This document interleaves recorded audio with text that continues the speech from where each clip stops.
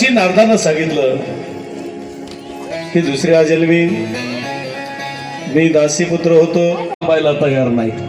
आणि आमच्या वारकरी संप्रदायानं एक अभंग तयार केला बघा.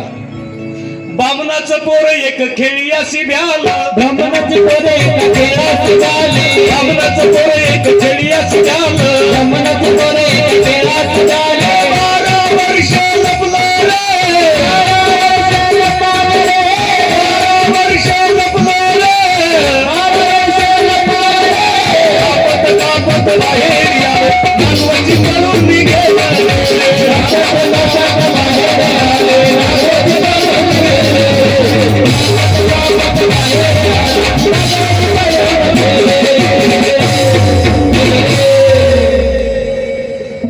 बामनाचं पोर एक खेळीयासी भ्याल. 12 वर्ष आईच्या पोटात होते का ही विष्णूची माया मला पकडेल. व्यासाने सांगितलं अरे आईच्या पोटात जर तुला एवढं ज्ञान आहे तर ही माया तुला पकडणार नाही, जन्माला ये. आणि गेलेला मुलगा परत आणण्यासाठी भागवताचे श्लोक गायले आणि शुकदेव भगवान परत आले आणि तोच भागवताचा ग्रंथ घेतला जो व्यासांनी तयार केला, शुकदेवांच्या डोक्यावर ठेवला आणि सांगितलं जा धर्म प्रचार आणि प्रसार करण्याचं कार्य कर. असं हे भागवत तयार झालं. ठीक आहे म्हणले शौनक म्हणाले भागवत तयार झालं कळालं, पण राजा परीक्षितीला कसं सांगितलं याचा काही इतिहास असेल तर मला सांगा. आणि इतिहास सांगायला सुरुवात केली. या आपण राजा परीक्षितीचा जन्म कसा झाला बघू. महाभारताचं युद्ध झालं आणि महाभारताचं अंतिम युद्ध भीमाचं दुर्योधनाचं झालं. भीमानं दुर्योधनाच्या मांडीवर गदा मारली आणि मांडीतनं रक्त बाहेर पडलं. दुर्योधनाला वाटलं आता मी जिवंत राहत नाही, पण दुर्योधनाचा मित्र गुरुपुत्र अश्वत्थामा तिथं आला आणि अश्वत्थाम्यानं दुर्योधनाला बाजूला नेलं. इतकं लागलंय पण अश्वत्थामा म्हणला धृतराष्ट्रासमोर नेलं आणि जाहीर केलं उद्या सकाळच्याला एकही पांडव मी जिवंत ठेवत नाही. मला खरं सांगा एवढ्या महाभारताच्या युद्धात पांडव मेले नाही आणि एका रात्रीत मरतील का? नाही मरणार. कारण नारायणी सेना दुर्योधनाला दिली आणि अर्जुनाला कृष्ण परमात्मा म्हणले मी तुमच्या सोबत आहे. ज्यांनी सेना निर्माण केली तो सेनापतीच पांडवाकडून आहे. पांडवांचा विजय नाही होणार तर कुणाचा होणार? असे किती कौरव एका जागेवर येऊ द्या, पण ज्याच्या सोबत भगवंत आहे ना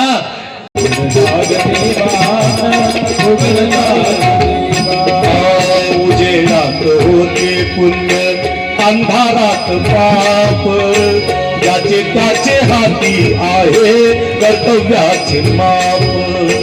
उजेडात होते पुण्य अंधारात पाप, ज्याचे त्याचे हाती आहे कर्तव्याचे माप. दुष्ट दुर्जनाची कैसी खरे लोक सेवा, उघडदार देवाचा उघडदार देवा.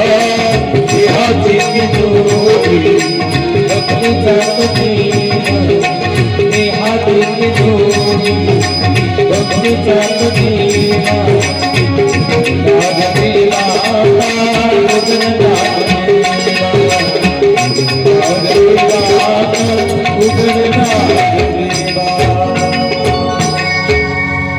स्वार्थ जणू भिंतीवरचा, म्हणा पुढचं म्हणी जा. स्वार्थ जणू भिंतीवरचा, क्या बात आहे. आपुलीच प्रतिमा होते, घडोघडी अपराधांचा. नाही नाही काही नाही झालं. तुम्हाला वाटलं आला काय की अटॅक.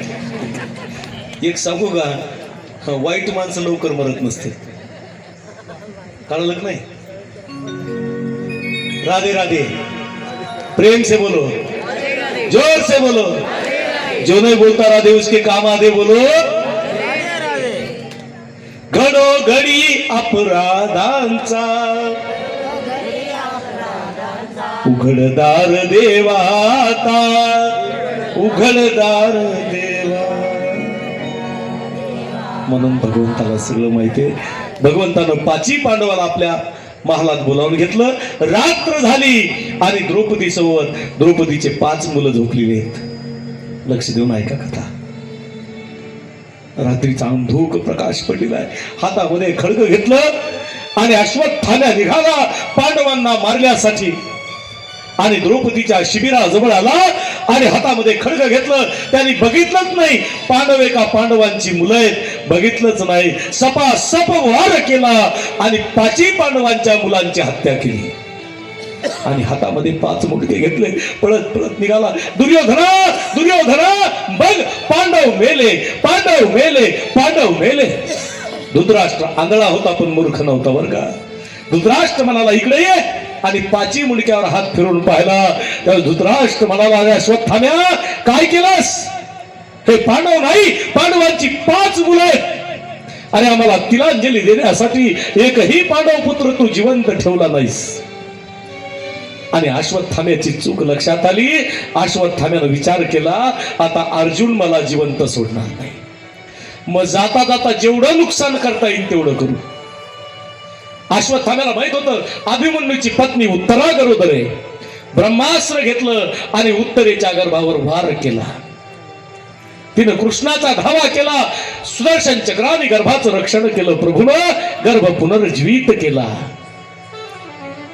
पण याला ब्रह्मास्त्र सोडता येत होतं अश्वत्थाम्याला, पण वापस घेता येत नव्हतं. अभिमन्यूला चक्रव्यूहात जाता येत होतं पण वापस येता येत नव्हतं. माणसाला दोन्ही आलं पाहिजे.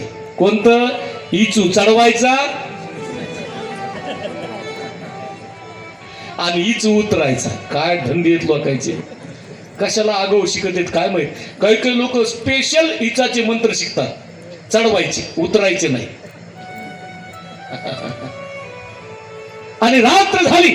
इकडे बाजूला हात पडला द्रौपदीचा आणि हाताला रक्त लागलं.